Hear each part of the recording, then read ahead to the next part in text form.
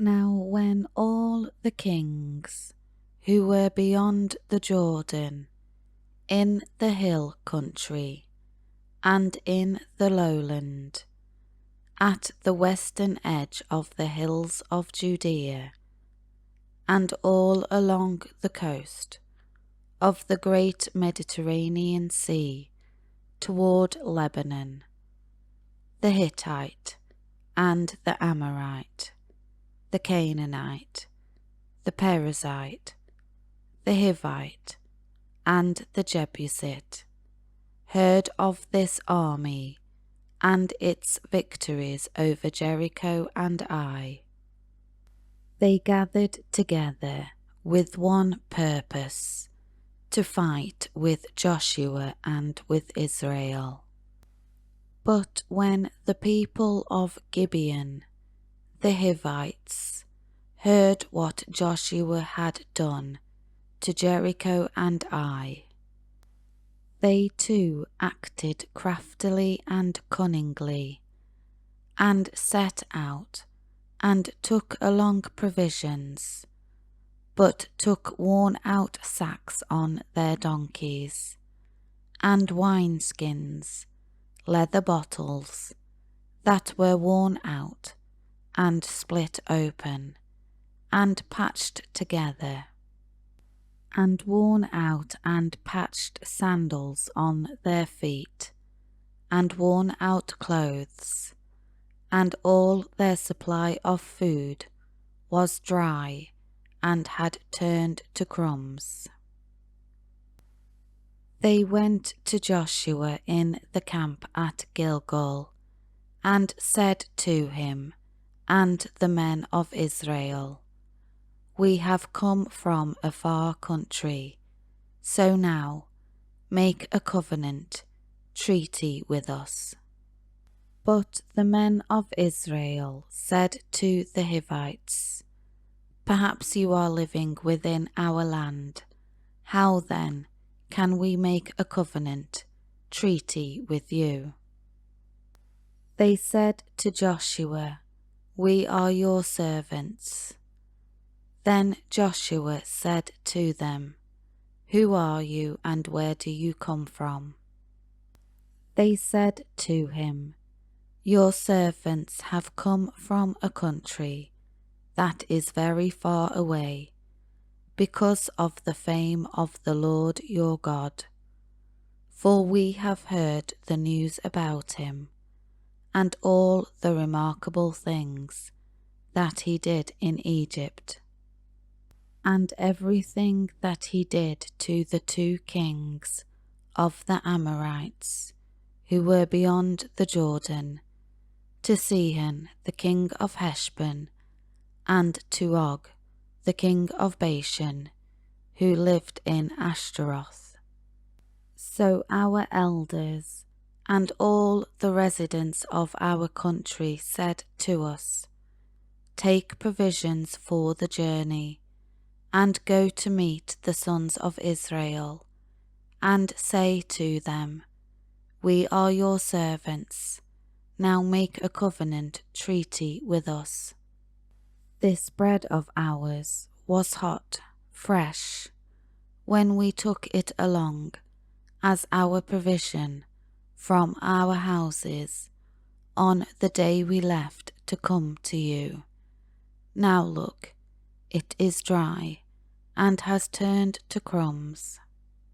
These wineskins which we filled were new, and look, they are split. Our clothes and our sandals are worn out because of the very long journey that we had to make. So the men of Israel took some of their own provisions and offered them in friendship, and foolishly did not ask for the counsel of the Lord. Joshua made peace with them, and made a covenant, treaty with them, to let them live. And the leaders of the congregation of Israel swore an oath to them.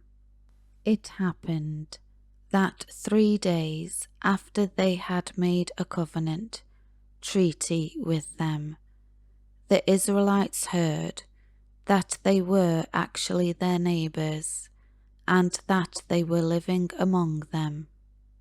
Then the sons of Israel set out and came to their cities on the 3rd day.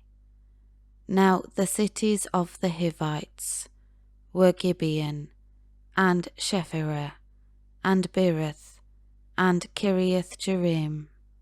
But the sons of Israel did not strike them, because the leaders of the congregation had sworn to them by the Lord, the God of Israel, to spare them. And all the congregation murmured, expressing great dissatisfaction against the leaders. But all the leaders said to the whole congregation, "We have sworn to them by the Lord, the God of Israel, so now we cannot touch them. This is what we will do to them. We will let them live, so that the wrath of God does not come upon us for violating the oath which we have sworn to them." The leaders said to them, "Let them live as our slaves."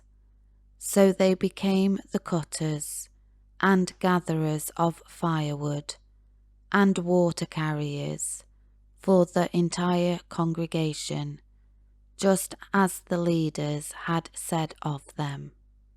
Joshua called the Hivite men and said, "Why did you deceive us, saying, 'We live very far away from you,' when in fact you live among us?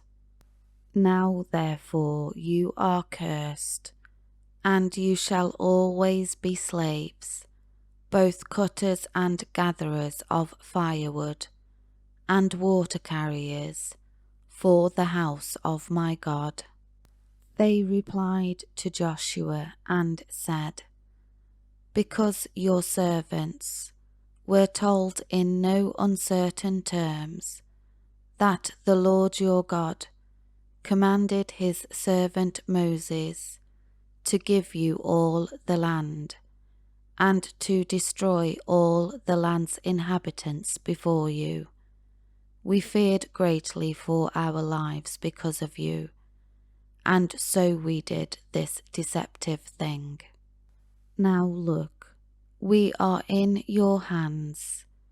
Do to us as it seems good and right in your sight." So that is what he did to them. He rescued them from the hands of the Israelites, and they did not kill them. Now on that day Joshua made them cutters and gatherers of firewood and water carriers for the congregation and for the altar of the Lord to this day in the place which he would choose.